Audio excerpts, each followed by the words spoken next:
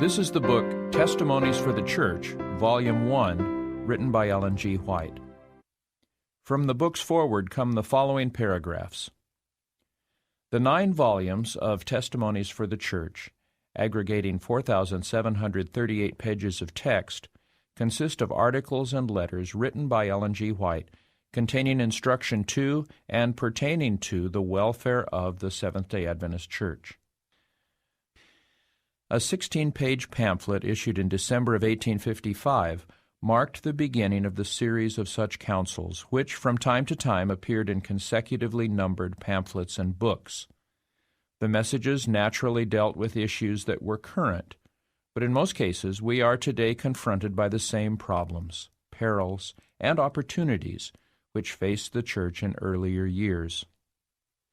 The earliest numbered testimonies were published only about 7 years after the memorable Sabbath conferences of 1848, when Adventist believers in the newly revived Sabbath and sanctuary truth led the foundations of the distinctive doctrines held by the Seventh-day Adventist denomination.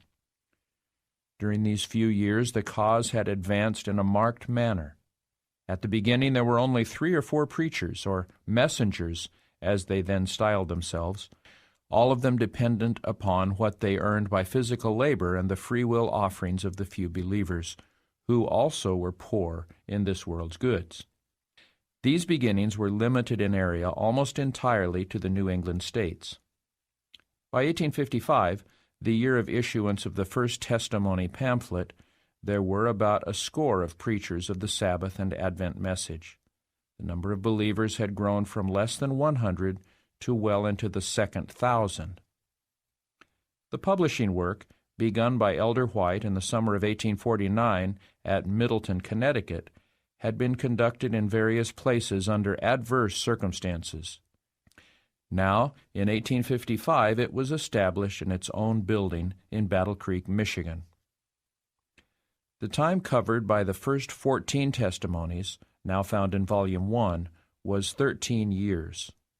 We note a few of the experiences and developments covered by the messages given during this period of 1855 to 1868. The first defection, the apostasy and oppositions of some of the former brethren in the ministry, known as the Messenger Party because of their publication, The Messenger of Truth, brought sorrow and perplexity. Early counsels speak of this movement and predict its speedy ending in confusion. Fanatical movements, tending to attract conscientious souls because of unfounded hopes of sanctification, appeared in various places, notable in some of the eastern states and in Wisconsin.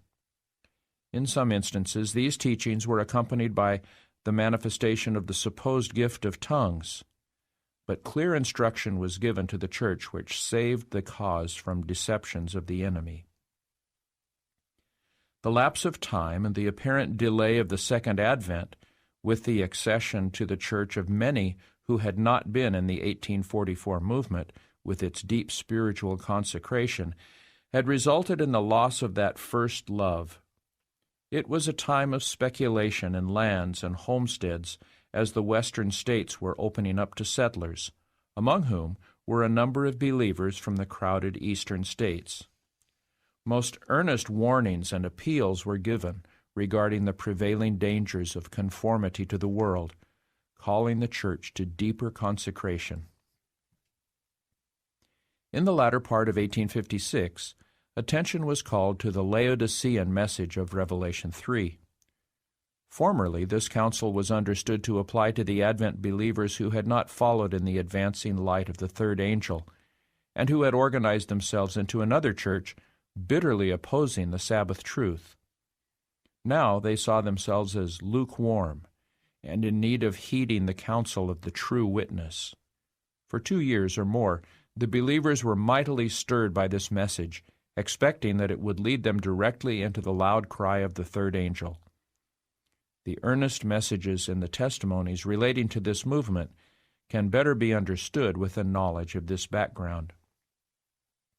It was an age of discussion and debates. Many of our ministers were challenged to discuss the Sabbath and other truths, and some were taking an aggressive approach in such debates. This called for counsel from heaven.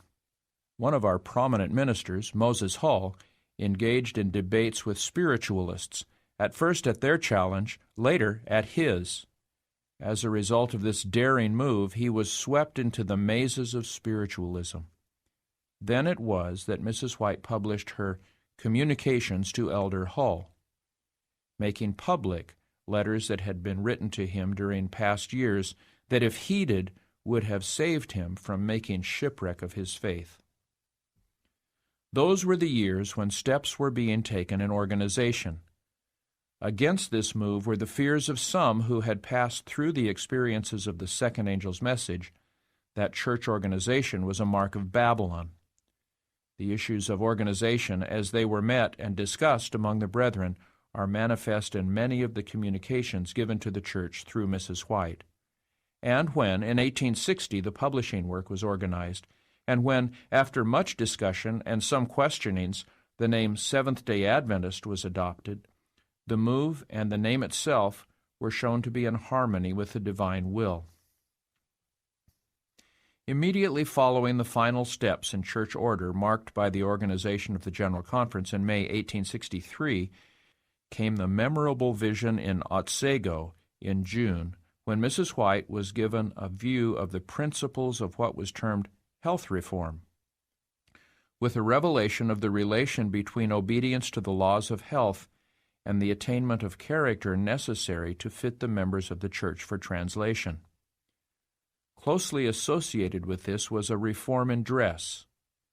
2 years later, counsel was given, we should have a health home of our own, which led to the establishment of the Health Reform Institute, to which and regarding which much counsel was given. As the light was followed, this institution grew until it was one of the best of its kind in the world. During the period covered in this volume, the governing principles which led to its success were clearly laid down.